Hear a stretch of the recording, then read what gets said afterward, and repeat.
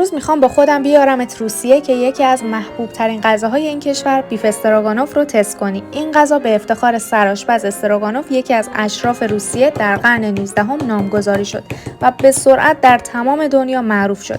دلیلش هم طعم بی‌نظیریه که رسیدن به اون طعم یه کوچولو سخت و قلق داره. تیکه‌های گوشتت رو باید دونه به دونه خوب بکوبی تا به حالت ورقه نازک پهن در بیاد.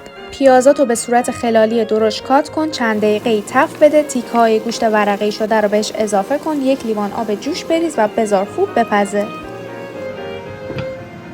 تو این فاصله هم قارچاتو به صورت ورقه نازک برش بزن، یکم شیر بریز توی کاسه، بهش آرد اضافه کن، هم بزن و بذار به غلظت برسه.